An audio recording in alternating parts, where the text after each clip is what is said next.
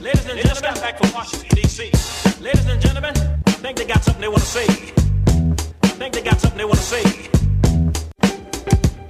Ladies and gentlemen, I think they got something they want to say. Washington, D.C. I think they got something they want to say. Welcome back to another episode. Once again, I'm your host, Kerstyn, and I have my co-host, Maxine, the Democratic wildcard. Hey. And hello. Everybody's very conservative in New York, Christopher Wright. And we are the Politricks Podcast. Today we are on episode 8, which is really, really awesome. Yes. I'm like excited. The fact that we're like growing. we're getting up there. So it's really exciting. And today we have a special guest, which is really, really exciting. Mm-hmm. We've got Carl here. Yes, it's Carl. I guess, do I have to have like a political tagline? Like the black free agent? Yeah, that's a good one. Okay, like that's exactly what you are. Yeah, okay. I don't have a tagline yet, but that's okay. I'm just the host that likes to talk about politics. So, as we said, we're on episode 8. Time's really, really flying. But again, thanks to everyone for sharing the podcast and leaving comments. Please continue to share it with your friends and family. Show us, follow us on Politricks Podcast on Instagram. And you can, listen to us on Spotify, the Anchor app, and all that good stuff. Mm-hmm. How was your week, everyone? Let's get right into it. It was good. I went to D.C. for the walkaway event. Shot to Brandon Struck. What was that walkaway event again? It's like a Lexus type thing? Well, no, it was the 1-year anniversary of walkaway. Blexit? It was a Blexit-like thing, right? Yeah. Now, it's similar type of, there's a similarity there. Walkaway is, Blexit is blacks leaving the Democratic Party, and walkaway is just anybody can walk away from the Democratic Party. You don't have to be black. You can be Hispanic, black, white, Asian. Just leaving the Democratic Party. The fact that they have this is like weird. You have to have an event for that. like this is why. You need to have an event for that. Yeah, really. Definitely. Yeah, celebrate. It's a celebration of independent thinking politically. So. Yeah. How was your week, Maxine? My week was really good. It was actually pretty inspiring because so I have a lot of people who are kind of encouraging me to think about running for office. And at first I was like, no way. Like, I don't want to be a part of this mess. But I'm actually starting to think about it. And so I was at an event that is basically trying to get women to run for office. So it was a free event on fundraising, teaching women how to fundraise in their campaigns. And then I also met with one of my local officials and just very easily was able to get a meeting with them and talk about the community. And we ended the meeting with, now we're going to partner up for do a mental health event in a very low income, primarily black and brown community in Staten Island. So really good stuff. Yeah. Very nice. Carl, how was your week? I don't have any cool political related stories for No, what do you up to? Nothing, just chilling, man. Cryptocurrencies are booming, so that's always good for me. Yeah, man. Okay. I'm watching that. I'm watching that Bitcoin. I mean, y'all can sit and watch. I'm telling you, better get in. I'm in. I'm in Bitcoin. I'm in the other 3. The Coinbase thing? Yes. Don't focus on Coinbase. You should want to try to expand. See, the thing is that this is I feel like I got to listen to a full, I need a good breakdown of we got to talk. Because it's just the whole methodology of it scares me. It's just it's not regulated though, right? It's like they're mining for. It's just kind of crazy. Well, it's not necessarily not regulated. The whole point of cryptocurrencies and Bitcoins in general was to create a system of an exchange of value without being compromised by any state or big bank. So that's the whole point of cryptocurrency. So when people say it's not regulated, there are laws that the currency follows, like it's built into the code, but it's not regulated by per se any country. But I mean, obviously if you're using Coinbase or anything like that, the exchanges are regulated, so you'll still be tax liable. The IRS knows exactly how much cryptos you got because you bought them from Coinbase. Yes. So, I mean, the institutions that will be created around cryptocurrencies will be regulated, but the whole point of cryptocurrencies themselves are to be a system that requires no third party. Wow. So they wanted a trustless system. So look at a country like Venezuela, where they're limiting people from withdrawing their funds. Complete instability. Inflation went up like 700%, something ridiculous like that. Right. The only people who could actually leave the country with their money are people who had them in cryptocurrencies. That's crazy. And you see cryptocurrencies get adopted in third world countries at a way higher rate. But how do you transfer that into cash? Like, how does it become cash? Well, you could transfer it. It's just like a diamond. You would just sell it. It's just a buy and sell like anything else. If you had a bar of gold and you went to another country and sold it. Gotcha. Yeah, in some places accept that as currency. And here's the thing: when you go here's the big misconception people have. If you travel and you go to like a country that's not as developed as America, you'll see more signs that accept Bitcoin and Bitcoin ATMs than you'll see in America. Get out of here.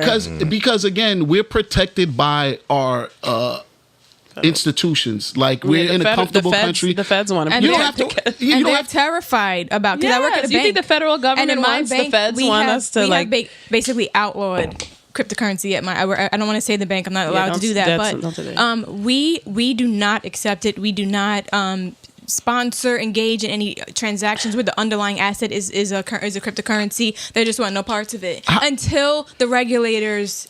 How have a about this? position I on know it. people that are involved in JP Morgan's HR department.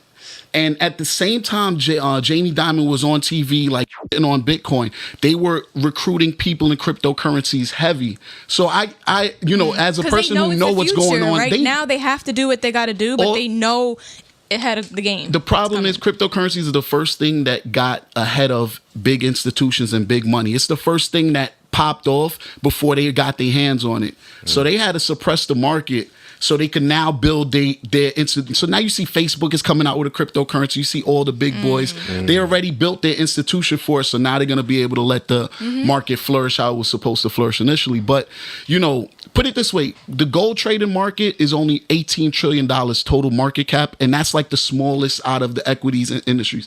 Cryptocurrencies at its peak, I think, almost got to $1 trillion. Jeez. So it's such a small market. A couple of hedge funds could easily suppress a coin or two. It's not difficult if you know how banking works and how big money moves and stuff like that. Right. So this is still a baby. Yeah. Like people are talking like this isn't not even a toddler yet. It's still a baby.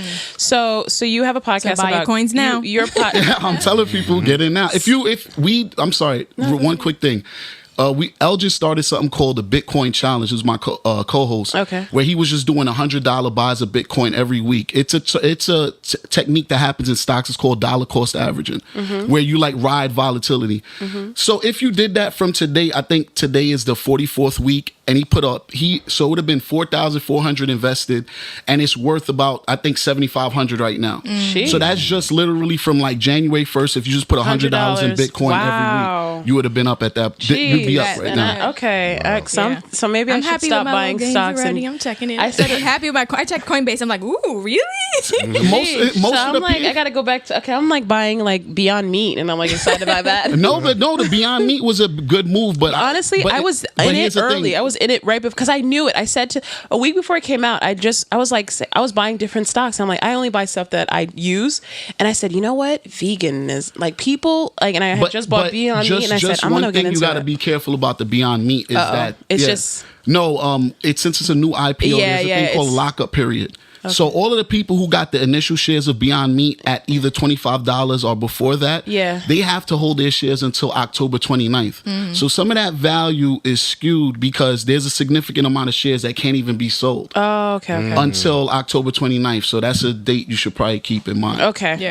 Thank you. Well, look at this. Okay, so this is the reason why we have Carl here. So we're really, really excited to have him. Thank you so much, Carl, for being on here because we needed information. We needed this information. We definitely want our listeners and you guys, we want you guys to hear this kind of stuff. So I had a good week working, the music stuff that we do, unfortunately, entertainment business. But outside of that, let's just get right into it. Let's politics. Real quick, real quick before we politic. You guys see my march in Manhattan that I had? I was gonna say, I was gonna comment on his Instagram. I was gonna say you take this serious. Yeah, I go hard, right? So tell me, what is this? We had a rally I had set up on my Facebook saying March 25th. Me and my guy Derek Gibson, Diamond Gibson's father, and shout out to Diamond Rat, by the way. She's running for Congress. She's about to make her announcement at 12 today. I'm going to go. So I couldn't be there, unfortunately, but I'm going to put it out there when I get Wait, is she really running for Congress? She's running for district. One of the districts. I don't know the details. She's announcing it today at 12 p.m. So we need to have her here and hear her platform. Definitely. Okay. Definitely. But we marched to we set up at Times Square, and we had like the speakerphone out, and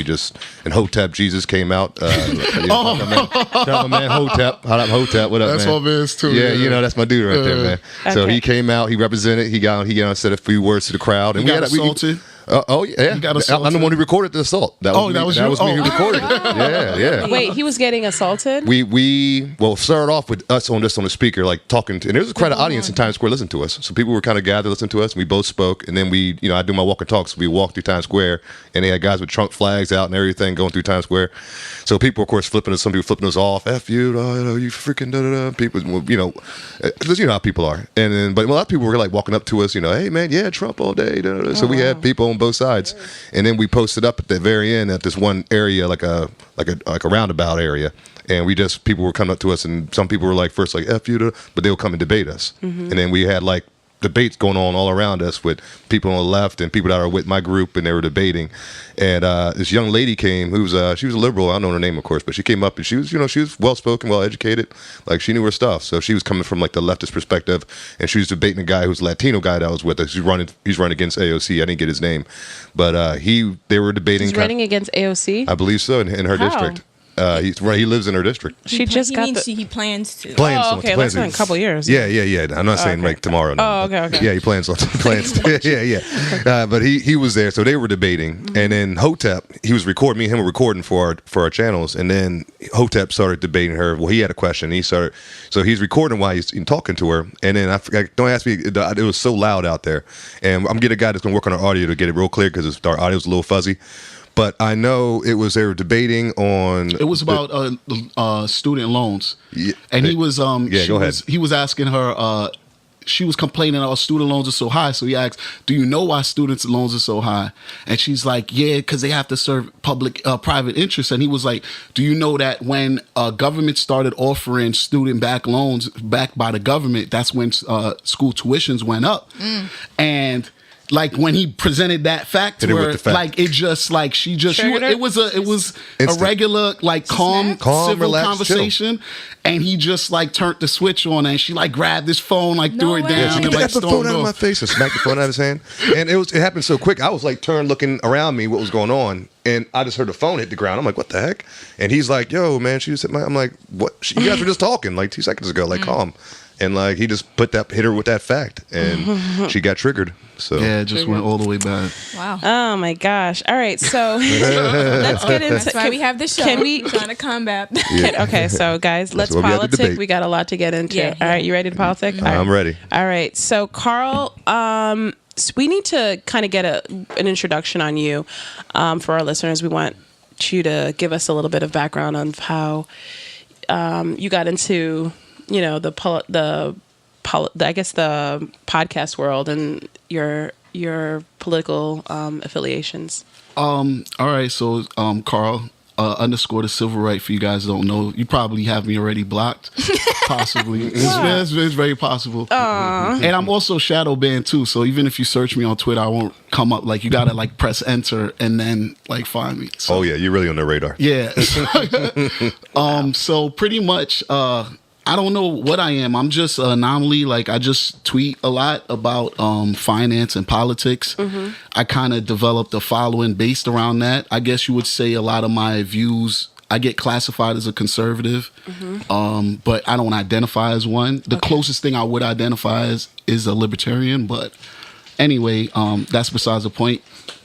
So, I did, me and Maxine were also on the Grapevine before. Okay. So that's where, I really started to get a lot of more of the vitriol. Like a lot of my organic followers just regular, but that's when I really started getting like a lot of because I'm not really on liberal radars. So the people who follow me and see me are like in certain circles, but when that brought like a lot of the other side or whatever. Yeah. I have to admit, I wasn't familiar with the Grapevine until Max mentioned, oh, there's a show called, Rape. And actually, and I looked up the episode she was on and watched it. And I was like, who's this guy, Carl? And then she was like, yeah, he's my friend. He's really cool. He's also a Trump supporter. I said, oh. And I also we need him here. successfully predicted Trump was going to win on that show as well. People were all telling me it wasn't going to happen. Wow. I told them exactly how it was going to happen, exactly what was going to happen, and it all just happened. So okay, and you're born and raised in New York? Yeah, born and raised in New York. I come from a Haitian background. Both of my parents are Haitian Americans. Yeah, they came over here. That was the one episode we agreed on. Remember? Haiti. People were trying to tell us what Haiti was like, and we're like, no. Nah, it's not like that because they were trying to sugarcoat it. My mom is in Haiti as we speak, and she's staying in a beautiful hotel, the Hilton. She's enjoying enjoying herself. I think you guys had I think that episode, it was about Trump's comments about African countries and Haiti, and and it was like that was like the first time we were on the same. Yeah, I was like, it's really fucked up out there though. I mean, as much as like the problem is that we have to be real about things. Like I'm Haitian, my family's Haitian, but my mom, her whole plan was to go retire and live out in Haiti, but she don't even want to go out there because it's like, of course she could live with family in gated communities, and everywhere you go is a restaurant at a gated resort, but that is whack. Like, you got to remember, our family, and I'm pretty sure your mom probably came around the same time. Like, my mom came out here in the 70s. Like, they didn't know nothing about that, like, segregation, Jim Crow BS. Like, they were, like, laughing at nigga. Like, nigga, we don't deal with that shit. We have our own country. Like, we running free. It wasn't really until that dictatorship came and they really started, like, oppressing people that people fled over here. Papa Doc. So, Papa Doc and Baby Doc. Yeah, and then the other one in the 90s that was sent by Duval. Yeah, that wasn't. That wasn't really. He wasn't that. Nah, the Papa Doc really was the one that is what brought Haitians. You know what? Okay, so this is not a topic. I don't know the. Yeah, this is not a topic on today's show, but I do want to mention one thing. I agree because of you guys were on that episode. I do understand that Haiti isn't a beautiful. It's not. I mean, we've had hurricane, we've had earthquakes. Like, it's just, they've had embargoes that have left them, without trade agreements. Like, there's a lot of stuff. It's a in the very, Western Hemisphere. absolutely. Right. But they're proud people. Of course. And what really, this is an interesting thing, and I want to get your take on this. I always thought that, I did some research. This was in college. I used to always think this. I said, if Haiti was communist, do you think that things would be different? Absolutely. Because because everyone would be educated. Absolutely. So we would have doctors. We would have. Haiti had the highest literacy rate under a dictatorship. Yeah. So I mean, that's like it still wouldn't. Yeah, it's not. But then everybody would be fed. Everyone would at least be. Haiti has a whole bunch of unique problems. Haiti's such a complex issue. We could do a whole episode on it. But I mean, you got historical factors. There's a reason that they don't want Haiti to ever progress. Like, there's a very specific reason for that because of Haiti's history, being the first independent black nation. Right. It would literally have after effects on all. Exactly. So there's also a global historical reason, and just even within the country. I mean, the problem is we're just a poor country, and every country's corrupt, but we just don't have. America is just as corrupt as Haiti, absolutely. But the corruption is subsidized. Like, we have a budget. Like, corruption is budgeted into America. Very true. When dudes get corrupt in Haiti, like, that's it. There's no budget left. Like, there's nothing you for the took people. all the money. Yeah, so that's another problem too. And then the other thing is like all the money that goes to like Paris that they send to, like, they pay, like, which is ridiculous. It's like it's just money that comes out. Yeah, it's just, I don't know. Okay, so let's get into the real topics. That's what I'm saying. I'm so your thankful. Boys Bill Clinton and Hillary didn't care. We'll get into it. Let's get into it. Okay. The Clinton Foundation. My first topic is: does the Democratic Party establishment need new ideas? Are they becoming now the art with like their archaic views? Like, do you think that like the welfare system? I think we talked about in past episodes. We said that it's failing. Education is failing in America. What do you think got people to support Donald Trump in 2016? Specifically, I'm going to ask you. And are there things that the Democrats need to do in order to regain people like you in 2020? Well, the reasons why I voted for Donald Trump aren't the reasons why I would say most I'm sorry. Yeah, the reason I voted for Donald Trump, I wouldn't say is the reason why most Democrats voted for Donald Trump. Okay. You know, I vote my interests. Like, I'm literally focused on trading and the economy. So, like, I'm literally at that point, who's going to be better for me trading in the market? Like, so that's me right there. Like, these dudes are going to slow. Because a recession was coming, and I was just like, who's going to extend the bull market as opposed to who's going to let the recession actually happen? So, I knew he wasn't going to let it happen. So, that's the only reason why you support him. Yeah, that's a good reason, though. I mean, I'm saying stocks are breaking record right now. But we brought this up in one episode, and it's like, that's a very selfish way to think, because what about all the other policies? So now here's where I would combat that is, if people who actively follow my Twitter account, the whole 2018, I was giving out free trades. I even did a social experiment where I run a subscription service now called Options Gang, where I charge people for the information. But in 2018, I had a month where I took $300, put it in a Robinhood trading account. I put all the trades on Twitter for free, and it turned to 15,000. No, what I mean is, but hold on. No, I'm going to get to your point. Okay. So when you say it's a very selfish took 300, way, made 15,000. $15,000, okay. but other people made money too. All the people who was following my Twitter and making those trades. I follow a guy, Bruce Webb. He does currency trading. Exactly. And I got a whole bunch of, and I have a whole bunch of black people who've never even touched the stock market or anything that are active traders right now. Beautiful. And beautiful. So my group has about 200 subscribers, and I got MAGA awesome. people, I got super liberal people, I got people like I went to school with, and everyone knows the thing is the most civil. When I tell you it's the most civil messaging board you'll ever see, all people do is talk about trying to get money. So even when Trump gets brought up, they like, damn, Trump's tweeting, yo, I'm about to sell this stock, or I'm about to try to take calls on this stock because he about to. That's the conversations that happen in like my group about Trump. So when that's the conversations Americans seem to have in general. Yeah. So when you say it's a selfish way of thinking, my response to that would be like, the whole problem is it's selfish because people are thinking about the wrong things. If more people are in tune and thinking about what they need to be thinking about, they would understand what they should be focused on. And they would understand how even a person you may not personally like may be more beneficial for you. I like what you just said there, right? I think that's something that I think in the black and brown community, sometimes the medicine, we don't like to taste of the medicine, so we don't want to take the medicine. And sometimes, and I'm not saying that I agree with the fact that you're saying Trump was that medicine that we need. However, I do feel like sometimes we need to challenge ourselves, right? We need to challenge, and we need to look past. Like, one thing I don't like about the Democratic Party currently that I'm seeing is that it feels like everybody is just like, you know, we dislike Trump. The party of anti-Trump. The party of anti-Trump. And it's like, okay, but what else? Right. You know what I mean? Like, what else? Like, stop making it like Trump is the evil monster. At the end of the day, he's not that strong of a factor. This is the problem. He's not even a big factor, really, when you think about it. This is what you have. It's what he does. This is what you have when you've been running on ideology, but you don't have a hope candidate. So you don't have an Obama there to sell it.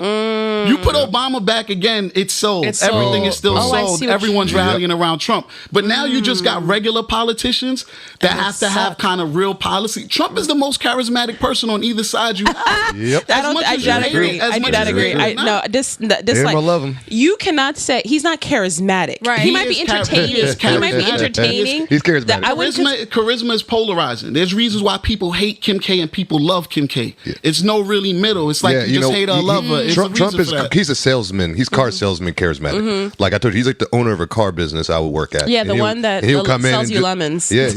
But he's good at it though. I'm sure. But he's good at it. I'm sure he's written a tweet that you've laughed at as much as Oh my god! That's what I'm saying. That's charisma. No, guess what? He's a reality star to me. He's a reality star. But he is an he's been in Hollywood for years. You know what I mean? Like, for me, that's all he is to me. What do you think politics is?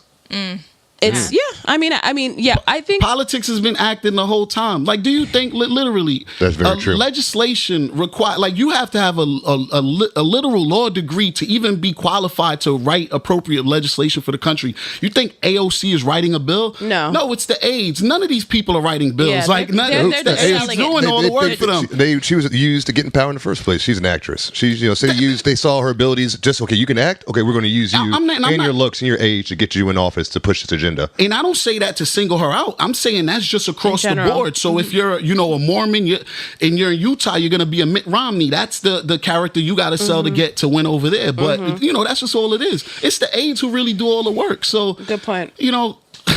But my point I was trying to make before about it being a selfish way of thinking is that for you, and I can understand, I completely sympathize with what you're saying, but if you are going to support administration that's policies are going to harm other groups, especially marginalized groups that may not be able to have control over whatever it is that they're targeting them for, that is where I'm saying, like, how can you just look the other way and just be like, well, that ain't my problem. Well, it depends on the group, Well, I could answer that. My concerns are for Black Americans, even though I have Haitian ancestry, and every other group seems to just turn their back or let them deal with it when it's an issue with Black Americans. And I would also combat that with, can you literally name one policy or legislation that Trump has supported or sponsored that has been harmful to Black Americans? And you can't. In fact, I would just say the judges that he's brought, the conservative judges. I mean, well, you don't even have data to back up that's been negatively affecting Black it isn't Americans. now, but it will be. Well, that's an assumption. That's speculation. Think about it. Every conservative judge that you have, they're all right. So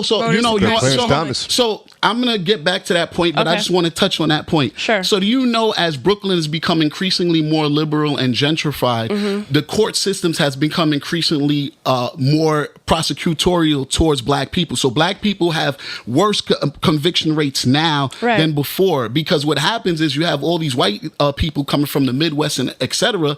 When they come to a court case, they'll take a cop's word as bond. People who are born and raised in New York understand. They know the history of New York. They know when shit looks fishy or whatever. Right. So people actually had a better chance. So this is a state that's 8-1.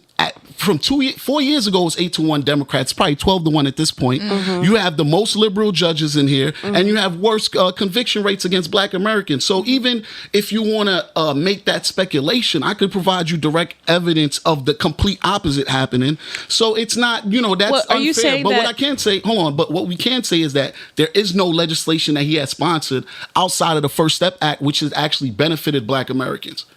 Well, wouldn't you say the fact that he's not giving as much money to the HBCU colleges to the HBCU colleges? Yeah, that's he's been giving the money to the colleges. But it's less than any than Obama did. You know what I mean? And it's not like they have that much money. I want to see the numbers on that. The immigration, that's not Black. That's not. I want to see the numbers on that. Brown people. That's not maybe Black people, but but the immigration policies. Which I understand, and I can be apathetic to it too. Okay. You can be apathetic, but you gotta understand, if you're a citizen of the country, it's an advantage to being a citizen of a country. And we're Black Americans. We need to have our advantages to being Americans. And if we get legal immigrants come from another country over here and have advantage over Black citizens, how's that advantage for Black people? And the thing is, immigration harms Black Americans the most. The most, because they take away our jobs. Immigrants are, for the most part, the immigrants who are coming over the border are not coming to take highly specialized jobs. Those immigrants usually have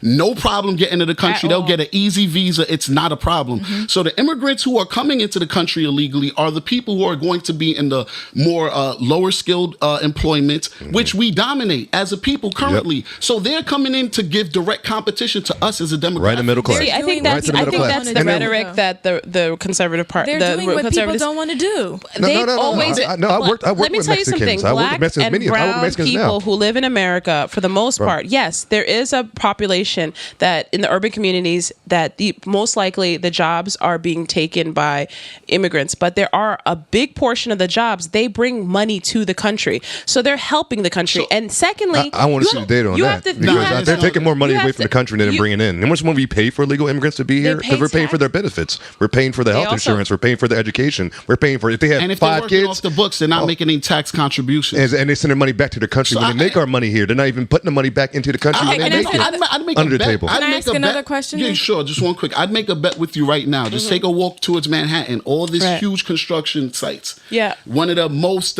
which you would say, gainfully employed positions you can have. And walk by the construction site and count the amount of white people there. count the amount of illegal immigrants there, and count the amount of black people there. The illegal immigrants are going to outnumber the black people at minimum 5 to 1. In construction. And I work in construction business. When I make phone calls on the phone, I deal with a lot of people that don't speak English. When I call on the phone, nope, we're the black business owners. I don't hear them. I never hear my brothers on the phone. That was probably a bad example. Let me take the illegal immigrants out of it, okay? Yeah. I personally believe that a reason why a lot of black and brown people are behind is because of resources, right? Absolutely. Okay, so the tax cuts that he had to have done in order to do that tax bill, we agree with that, right? You had to cut some places in order to give back. So are you guys, that's an assumption. Wait, do you, I haven't checked into it, but I'm saying, do you know whether or not the cuts that Trump had to have made in order to give those tax benefits to the corporations, do we know where that came from? Do you know if that's less resources into education and other things that are going to help black and brown people? Because that would be a direct hit.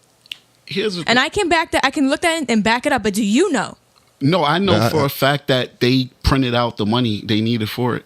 Like that's what they do for everything. Like America hasn't been able to. So the Fed printed out a fresh new batch of America currency. hasn't been able to afford any of these wars or any of these programs. America hasn't been able to afford something for decades. So we're at $10 trillion in debt. Yeah, that's what I'm saying. Every time, all they do is add to the national deficit. Like they literally print out more money and add to the. You can deficit. look at the budget in Trump and the budget in Obama and see, in this line, education, it's a less number. Would that not bother you? Because you got to know that that's going to hit black and brown people. But in Trump's administration, the money was taken out of like the Department of Education, and more money was allocated towards charter and private schools. So it was reallocation. And that's the way it should be. So that's again for I don't know if it's a 1-for-1 like that. I'm just telling you, for his political leanings, the people that support him are people who back charter schools and people who back private schools, especially religious ones. Yeah. So he literally took the money. So that money that was taken out of the Department of Education was sent over into that line item in terms of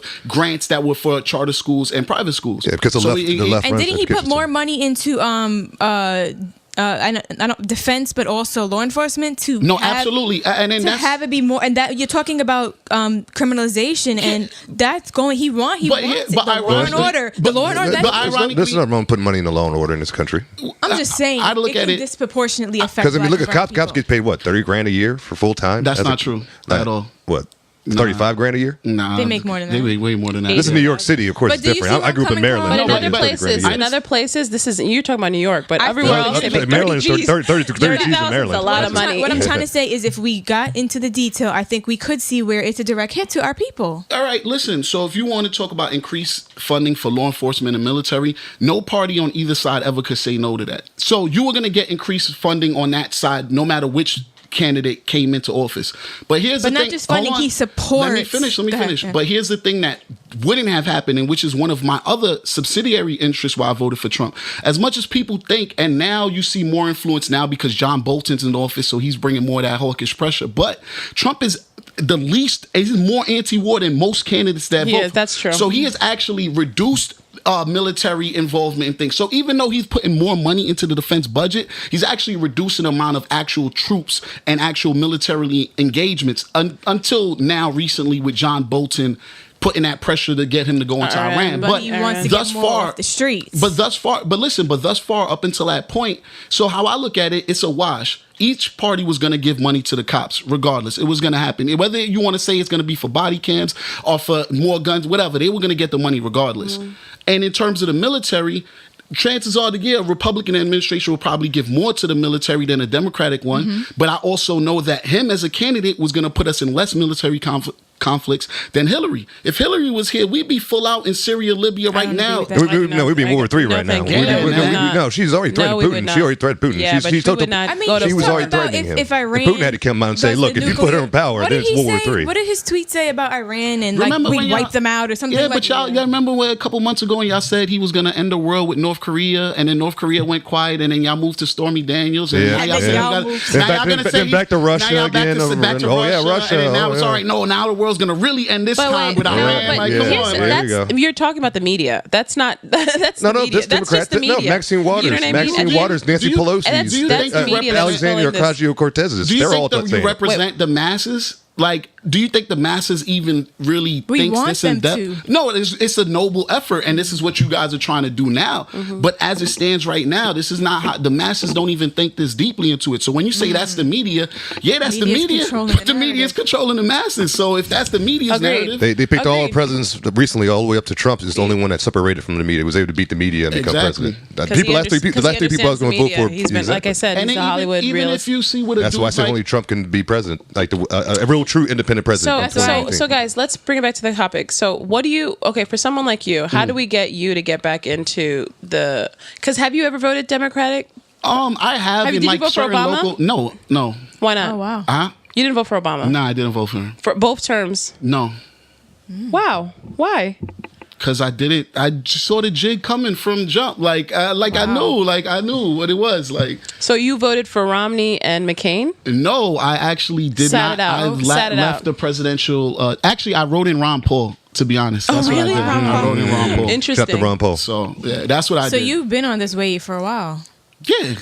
I did. Like, that's why. I'm just saying, some people are just waking up. No, a lot of people. That's why a lot of people who like really have been following me for like years or whatever, like they're like already desensitized and they're already used to it. So now they kind of look at me as a person that, even if I don't agree with them, like, all right, I could kind of get some insight on whatever issue or whatever candidate, because as much as people may not agree with me, they can't you can't deny the facts. But you're not anti-Democrat. So what could they do? What do you want to see? Yeah. The Democratic Party is lost. Like, it's only candidate. I vote candidates. Okay. So there's nothing that the party could do to ever make me say, oh, I'm a Democrat. There's nothing either party could do at this point. Okay. Got you. That could, say I'm Republican. Get my allegiance. Those days are over. And that's what to be honest, I think every black person should just register no party, not register independent, because people assume that independent means independent. No, you just registered to the Independence Party. I mean, if every black person right now registered as no party. You can do that? Yes, you can. I didn't know that. And you registered as no you party. Can't vote for the primaries. Well, that's only in New York. That's only, and that's a problem. But you could also change the legislation in New York. True. This is something we maybe need to push our councilmen to do. That's a problem. Yeah, because that's like, you're a Yang supporter now, right? Yeah.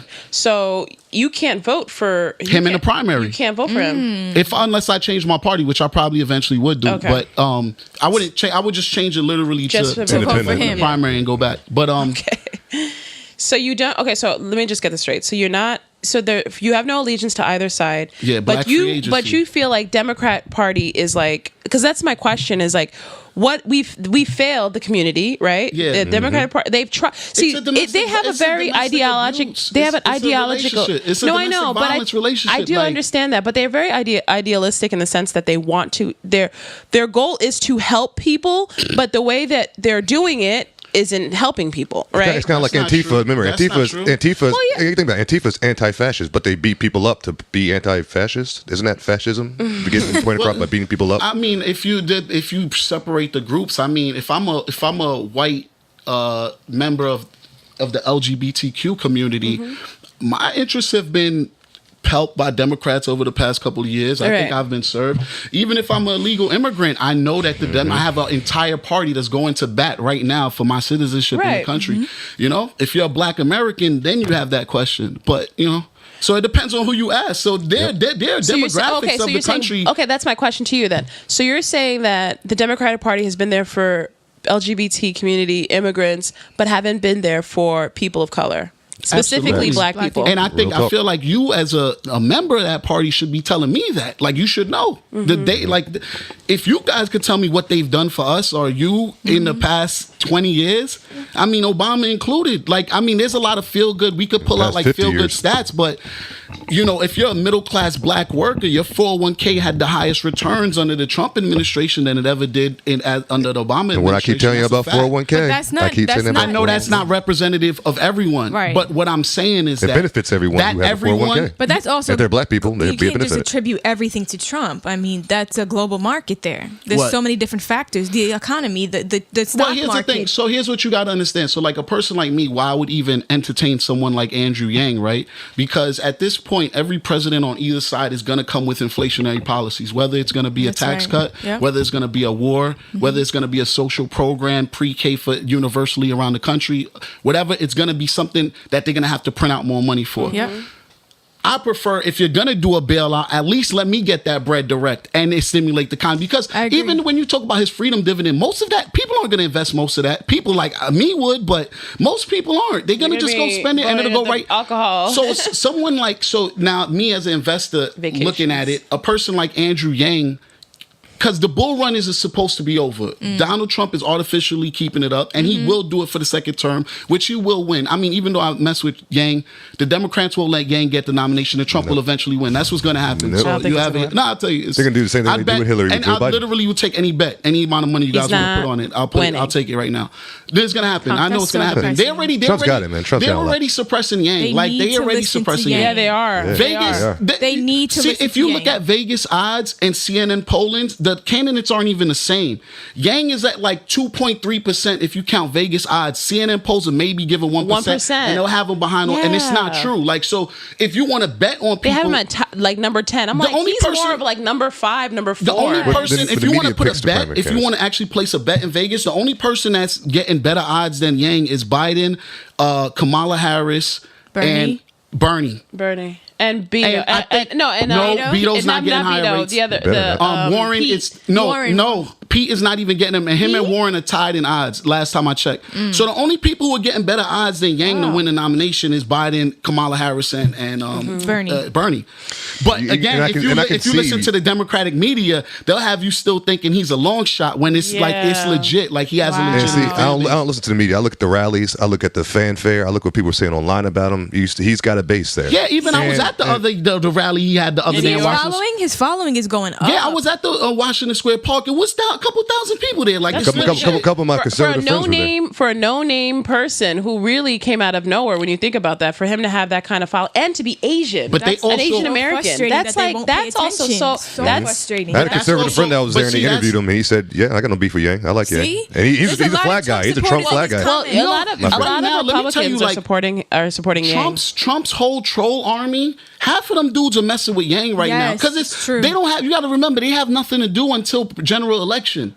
So they're out there. They're campaigning for Yang right now, like because they just have nothing else to do. Yeah, they're trolling out there. I see them. I see those Yang gang trolling. All right, guys. Is that what it is? Yeah, absolutely. Guys, let's get into the next subject. Actually, you gotta watch that stuff, man. Let's get into the next topic because we're kind of running. Fun. But that was a good one. Thank you. That was so. All right, so billionaire Robert F. Smith recently made charitable donation to the Morehouse graduate class of 2019. He pledged to pay off their student loan debt. So my question for this, did you guys hear about that? Yeah. You guys heard about that, right? So my question is... I hope he follows through, by the way. Oh, it's happening. It's locked in. They just have to create like a fund, a grant and so forth. So he pledged all this money, right? So now my question is, do you feel like so this is why I bring this up. I should kind of bring it back. So on Instagram, Oprah posted a picture of her and at a graduation ceremony she was speaking at, and basically someone's replied to her and was like, "Hey, you should have donated money. You should have paid off all their student loans, like in Morehouse."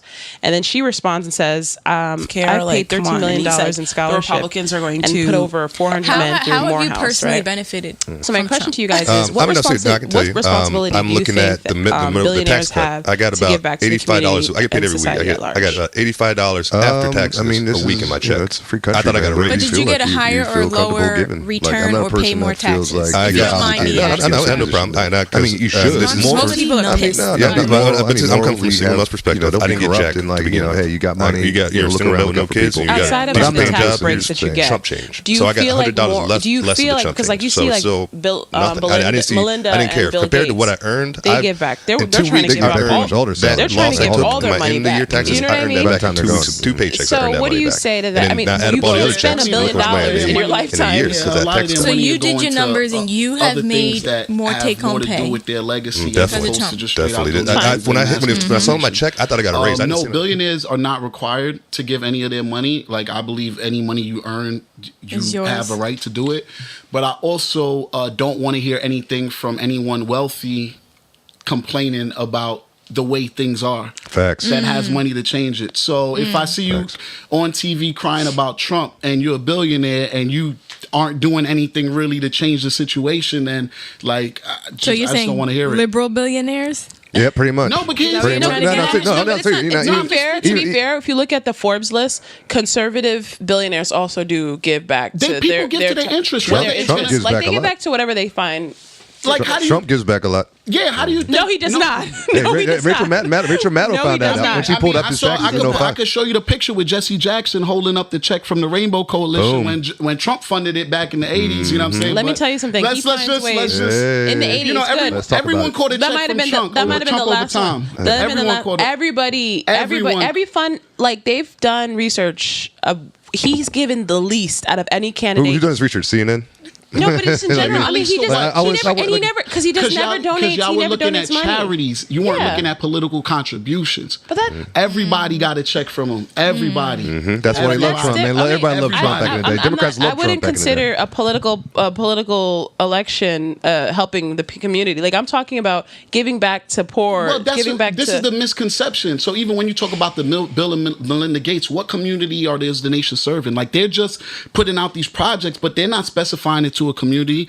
Of course, I feel like as a black person, if I got wealthy, of course I'm gonna try to do stuff for black people. And people, I saw Meek Mill the other day crying, posting, oh, they wouldn't let me in a hotel, blah blah blah. Right. Y'all have Rock Nation. I'm sorry, okay. the curses. Y'all have Rock Nation brunches all the time. Y'all couldn't sit together, make a hotel group for every major city. I mean, Hove, Diddy, Master P together can't easily start a hotel group. Cali, Florida. There's no reason you guys should have to go to these white. But again, people don't think like that, and people. I mean, are just if we have to sit here and complain. remake every single thing just so that we can entertain them, it's And like see, this is the problem with Obama. Right. He lulled black people into complacency and to expecting the system to make the changes for us. When you go back in the day, like fresh off of, after the Reconstruction era, where you got fresh off of Jim Crow and things of that. Well, not fresh off of Jim Crow.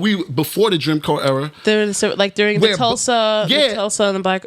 But black communities were that was the most times we had the most black banks, the most you black talk about that, institutions. Chris. Talks about that a lot. But the reason was that was born out of necessity Correct. because we knew we couldn't get into their places. So I we just see what you're forced- saying. That's my So argument now- about the welfare system too. No, but so right now we're still conditioned to that. Oh, we waiting for the government and the white man to change his policies instead of fixing it ourselves, agree with and that. that's the problem. So even when And you don't see Asians community don't struggle this like is a that. tertiary reason why I voted for Trump. This is another subset. That he was gonna wake black niggas up. Like I'm sorry, he was gonna wake black people up regardless. Like you were gonna get forced to wake up because you knew now he in office, ain't nobody in there trying to help you.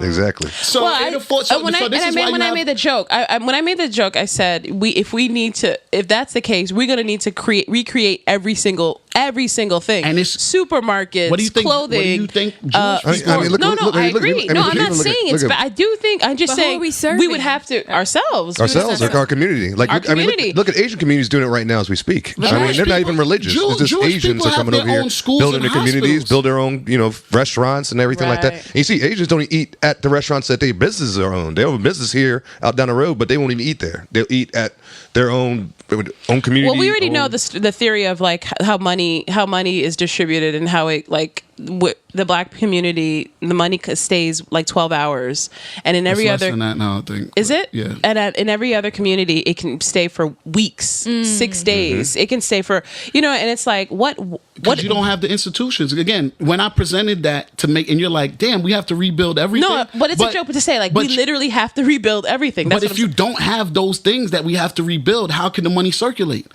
Because the moment you need a good service, you got to go to the other people for it. right. So That's what we don't Wall even Street. have the infrastructure to really keep it circulating. we don't. Okay, so if we had to buy black for a day, what were we? Did you see? That's Did you see that's the why Killer people- Mike show on? I did. He had It an was episode hard. where he It was tried in to buy Atlanta. black. He and was in couldn't. Atlanta, Georgia. He wow. couldn't find places. Atlanta to me is like the most booming black business. That's what I would think. You would location think in the that. You know country. what the best part of that episode was though? When he finally got a black restaurant, with all black cooks. Yeah. And he's about to eat these ribs, and then the other dude, I forgot the dude, his boy or whatever. Yeah, the other, his and he rapper goes, friend.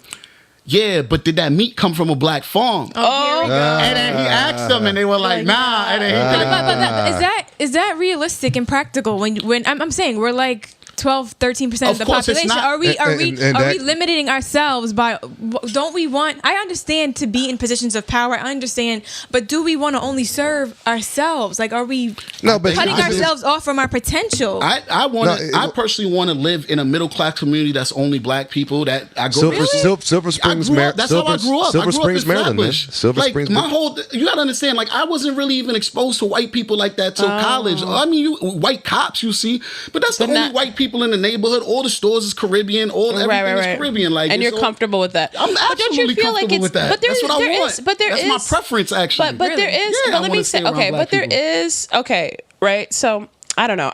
We talked about how diverse we are, specifically the two of us, and for me speaking, it's hard to kind of turn around and say I just only want to service people like black people when it's like the world is a big place. Like, why would I want to just be you don't have to be exclusionary. Yeah, you can cater. That's the problem. It's not a zero sum thing. You can cater to your people without being exclusionary. That's what all these other businesses are. They cater to their people. Fair. Okay, that's and a fair. We're trying to get in. That's a fair. You made it sound like the way you said it kind of seemed like I only deal with white people. No, I would prefer not to. Like, I would literally prefer to be able to go like a week in my community, just buying stuff in the community and not ever seeing a white person for a week. I would be so happy about that. Like, but honestly, is there something wrong with saying that? No. Sometimes the wrong saying. It's freedom of speech. So when if a white person says that, if a white person says, I'd just rather be at Whole Foods and just shop and be at Whole Foods, I would respect him for being honest, because that's the only white dude telling you the truth right now. The white dudes that's not telling you that are just lying. Or the white guilt ones, like, I like black people. Look, you guys need, we need to help you. You guys need your benefits. You need health. You need this. But and it's like, I don't need help at all. Can I make a diversity? Everybody, you guys know diversity, inclusion, like the model of that, right? It has been proven when you diversify anything, you get better everything outcome. So wouldn't that be a disadvantage to your potential, to your growth? The black diaspora is so diverse. You can have a complete black community with people from 100 countries. I would say also, like, I mean, just in terms of our contribution with music, with black people in music, it's the most exported thing probably the number one exported thing from America. Like our contribution, we don't profit for it because we don't have the infrastructure. So you don't want to have that black record label in the black community. So if we listen, would it just be good enough to have us in positions of power? Like, but that's the thing. That's what he's just saying. Here's the thing, and I look at these things so rationally. Like, I sometimes I try to say, what if I was a white person? Because you got to really think like that. Like, if you're a group in power, I'm surprised they did this much already. Because if you're a group in power, why would you give? Why would you cede that power to another group to let them catch up? Because I just told you why. Like, for example, I work at a bank. I work at a bank, right? And they have been able to see, okay, when I diversify, my performance has went up. I'm a shareholder. I gained from that. So I want my workforce. I want to target customers. You see what you just said? You are a shareholder. Not them. So the person in that power doesn't mind diversity because he's exploiting it. He's using y'all diversity for your productivity, but it's giving his money to his shares. Like, you don't have until y'all have the shares. But that's what I said. Is that what we need to do? And then we won't care who we're serving as long as we're... Yeah, but here's the thing. If you make your own company, you distribute the shares. You decide how much shares everyone has. Like, if you do have your own institutions... if we're following the model of, like, what Killer Mike did, if we're going to go buy black for 24 hours, right? Every single thing that we buy has to be from Africa. You can't right now. It's impossible. But if we were to find some ways, does that mean that we can't have white people also buying the products? No, you absolutely can. Okay. But if you're making a gel for curly kinky hair and a white girl wants to use it, fine. But the gel wasn't made for her hair. Like, it was made for black people. Like, so it's the same premise. So again, when you even the things that are all white owned, like, their products are not sourced from them either. Like there's black and brown people that are a part of all of that they're making, that they're exploiting. Here's the thing that you gotta understand. We're talking about ownership, and when you're talking about things that get profit, who's getting that profit? It's the ownership. So it's like, yeah, I'll bring you in if you're gonna make me money. Sure, you guys could dribble a basketball up and down the court. I'll give you $100 million. I'm gonna make $2 billion. Like, why wouldn't I let you give you that?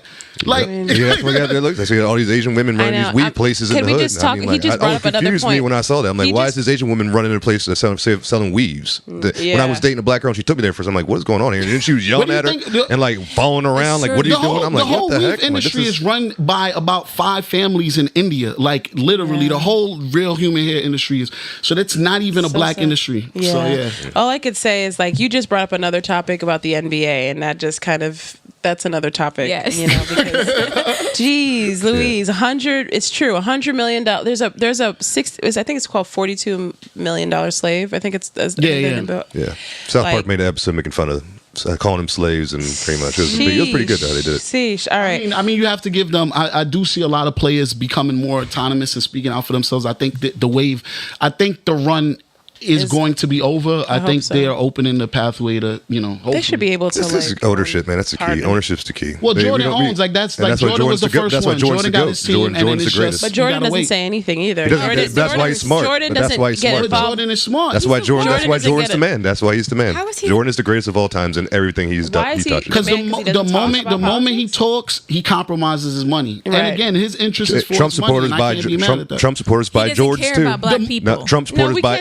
We can't say he doesn't care about black people. No, we can't say that. It appears. It appears, though. It appears that way, but because black people always want other black people with money to come out and just throw money at us. Like, that's not necessarily it. It is. If a black person just humbly... No, but just... like support something. He is supporting. He puts his money in a lot of black charities and stuff like that to help out a lot of communities. But so is that why he doesn't talk like publicly about things? You just don't want to compromise the money. Like, why? I'm like wondering why he doesn't take more. Do you even know his political stances on anything? No idea. Never. He never talks. Well, Trump. They asked him about Trump. He said Trump supporters buy Jordans too, and that's all he said. Oh wow. Do you understand the power in 2019 of that right there? An established celebrity that has been established for decades, and you can't name one political position he has. Yeah, that's power. Like Oprah, we know what she's into. We know exactly. Nah, you don't really. You know some. We know what you have a good idea. But you know what she's on like the major things, like abortion, but you don't really know what she's on.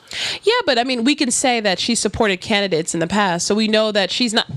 She's never come up and said support. And the moment Trump. the public sway would switch on a law that the candidate made, Oprah's going to say, "I never necessarily supported that law. I supported the candidate." What I'm saying is, she supports candidates, so she does at least show her support. She supports the Democratic Party. Yeah. That's it. That's tribalism. That's fine. There's whatever it is she's supporting. I'm talking about someone that's making so much money off of black American men, which you're wearing some Jordans on your feet, and he doesn't say one thing. You think not one thing. You think black Americans are the majority? The majority of his sales, like literally, just because we see them all in the hood. I wouldn't know. Well, absolutely not. I will say, it may not be the majority. We're just the trendsetters. Exactly. We make the trend. Yeah. So that's what makes the currency itself. The fact that our cultural currency is what makes him. It's what makes. It's what's made him billions. But Jordan also doesn't complain. Like the Jordan doesn't say. He's not out here crying about something. But no one's saying. But Jordan's also he's earned that too, man. He won 6 championships back to back. No game 7s. I mean, Jordan's the greatest basketball player I've ever played the game. So you got to give him credit for being. And even for the business acumen to even work out the ownership percentage in the Jordan brand when he got that deal. Like, I mean, the dude was ahead of his time. Like these dudes weren't having like ownership in their sneaker line. Yeah. So again, exactly. that contribution marketing alone, with him and Spike Lee, just in terms of showing black people to get ownership in their sneaker deals instead of just being a paid athlete. I mean, you can't even really quantify that, because now you look at a person like LeBron James who opens up a whole school. He's in a completely different financial position, but these guys are following Jordan's footsteps. But nobody wants to count that because he doesn't want to take a stand. Exactly. Like, come on. And that's what Jordan not does, all work has to be publicized and showcased. Like, some of these people really broke barriers and really put in real work, but people always want the shiny, the fancy stuff. Oh, I came out and said this against Trump. I did that. But all these people that said stuff against Trump but aren't doing anything for black people. Like, I think it's a little bit different. Like, I think if you're going to ask me why I have a problem, I have a bone to pick with Jordan. I feel like Michael Jordan, there's so many people in the urban communities who idolize, maybe not him per se, because he's older now, so there's like a generational thing there. But the fact that they idolize the sneakers and they'll do anything for the sneakers. Some people are robbing, killing, whatever. And there isn't any kind of like, because the problem that I have, let me backpedal a little bit. The problem I have is that these sneakers become like, you this is your currency. You need to have this sneaker. If you don't have this sneaker, you're not cool. You're not important. Your values. That's the word I'm looking at. Your values down, right? So we're now, as Black people who don't have a lot of money and who live in the projects, we're becoming like, we're doing anything we have to do anything to get to purchase this sneaker, and we don't even have money in the house. But how's that Jordan's fault though? But how's that Jordan's fault? No, it's not a fault. It's just. But even we have to look at the community at that point. But even outside of that, look how messed up we are and how like programmed we are. The same thing you said about Jordan could be. We could list 13 other brands that are owned by white people. Hold on. We're talking about a Black male. That's what I'm saying. But listen, those same Black people have the same affinity and the same craving for all these other 15 other brands we could name: Louis Vuitton, Prada, Gucci, et cetera, et cetera. Yeah. But they're not wrong. But nothing's wrong as long as they don't say nothing bad about Black people. They're fine. But the Black man has to get criticized. No, I'm only saying because it's your people. That's the only reason why. Have you seen the executive board for the Jordan brand? I mean, I know it's mostly Black. Yeah, but I know the people I deal with. That's not true. The people I deal with are Black. The marketing execs, that there are a lot of people. Yes, I know. Yes, they are Black. Huh? Oh, okay. They are Black. No, I'm saying if you look at his executive board, the Jordan brand is full of Black people. So again, what is that? That's empowering Black people. Like, to me, that's more tangible. If I give you a backpack, like, that's like, dog, a backpack is not gonna ultimately change your life. Hold on. But if I put a Black man in a position of power where now he has wealth, where he can invest in other businesses, he can put his Black kids into college and pay for it and afford it. He can help other family members that may not be. If you give a man a fish, you feed him for a day, you teach him how to fish, you feed him for a lifetime. What are we doing to the community, the urban community as a whole? How do we address that? How do we something that mentality? Because it's that's what's killing our kids. We demonize the people that do it or even try to do it. Stop demonizing and tell people what he's doing. So is it like the parents' fault because of how they